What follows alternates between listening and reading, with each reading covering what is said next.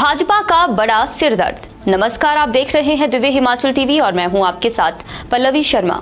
मैं आपके सामने हाजिर हूं हिमाचल आज का मुद्दा लेकर। भाजपा इन दिनों सबसे ज्यादा चिंतित नजर आ रही है। भाजपा की चिंता का कारण उसके बागी विधायकों का चुनाव लड़ना है, क्योंकि भाजपा के 21 विधायकों ने पार्टी को सीधे तौर पर चुनौती दे दी है। अब जैसे जैसे इलेक्शन का रिजल्ट आ रहा है, भाजपा की चिंता दिनों दिन बढ़ती जा रही है। भाजपा की चिंता की दूसरी सबसे बड़ी वजह यह है कि कर्मचारियों का नाराज होना। कर्मचारी कई दिनों तक ओपीएस की बहाली के लिए गुहार लगाते रहे, मगर सरकार ने एक न सुनी। अंततः ऐसा समझा जाता है कि कर्मचारियों ने सरकार के खिलाफ ही वोट किया हो।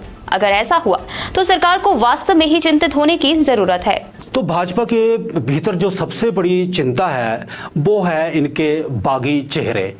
आप देखेंगे कि 21 जो लोग हैं वो भाजपा से छिड़क के उन्होंने क्या किया है कि मैदान में उतरे हैं, बाकायदा उन्होंने इस बार इलेक्शन लड़ा है।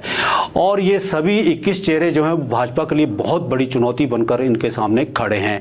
इनके नाम गिनना चाहें तो ये 21 लोग हैं। इनमें से आप देखेंगे कि बंजार से हितेश्वर सिंह हैं, हितेश्वर सिंह महेश्वर सिंह के पुत्र हैं।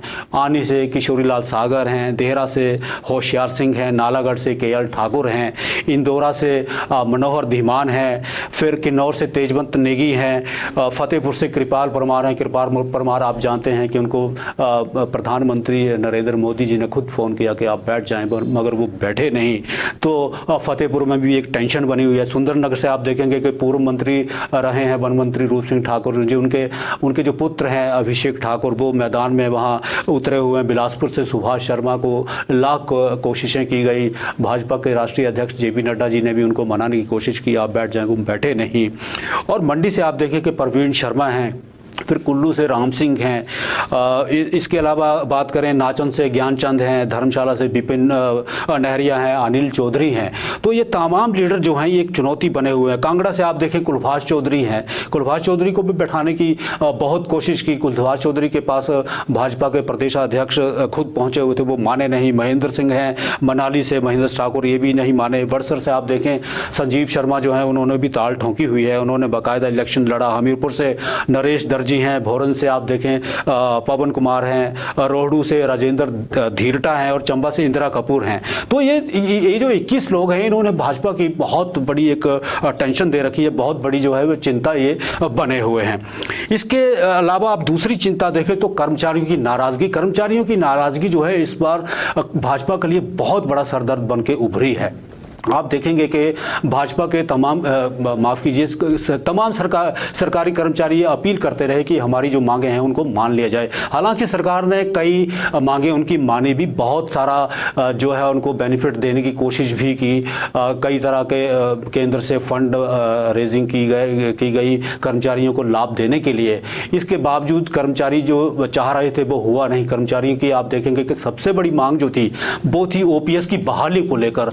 ओपीएस की बहाली हुई नहीं और कर्मचारी बार बार सरकार के पास आते रहे। एक आध बार मुख्यमंत्री जयराम ठाकुर जी ने उनको आश्वासन भी दिया कि भाजपा ही इसका हल निकालेगी।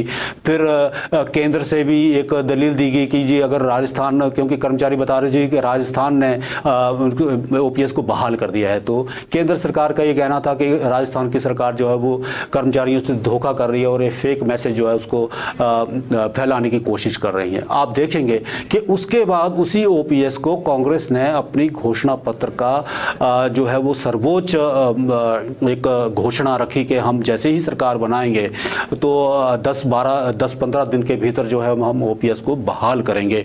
तो ये तमाम मांगे जो थी वो कर्मचारी जो है भाजपा के समक्ष उठाते रहे, मगर भाजपा ने इसको शायद जो है वो यूं हल्के में तो नहीं किया। पर भाजपा को ये उम्मीद थी कि कर्मचारियों की इतनी सारी मांगें मान ली गई हैं तो कर्मचारी जो है वो नाराज़ नहीं होंगे। मगर जिस तरह से कर्मचारियों ने फिर अपना जो है एक चुप्पी साध ली, चुप्पी साधने के बाद इलेक्शन हुआ। अब इलेक्शन के बाद जब रिजल्ट आना है तो रिजल्ट से पहले की जो भाजपा की चिंता है वो उसको एक सरदर्द जरूर दे रही है। इसके बाद बड़ी चिंता जो है वो बेरोजगारी रही है। बेरोजगारी के मोर्चे पे सरकार ने हालांकि बहुत प्रयास किए होंगे, मगर जो यूथ था उसके मन में कहीं ना कहीं ये लगा कि उसको जो है वो मौका नहीं मिल पाया। इसके बाद आप देखें कि उसी तरह बेरोजगारी के साथ जो है वो उन बेरोजगारों की बात करें जिन्होंने कई एग्ज़ाम दिए थे। मान लो आप जूनियर ऑफिस असिस्टेंट का एग्ज़ाम था तो उसका जो अभी तक वो रिज़ल्ट नहीं आया, कोई नियुक्ति नहीं हो पाई। इसी तरह जो है वो यूथ भड़का हुआ था कि उसको जो पुलिस का जो भर्ती का पेपर था वो लीक हो गया। लीक होने के बाद उसको फिर कई दिनों तक जो है वो माथापच्ची होती रही। उसके बाद उसको दोबारा पेपर लिया गया। तो ये कई मुद्दे थे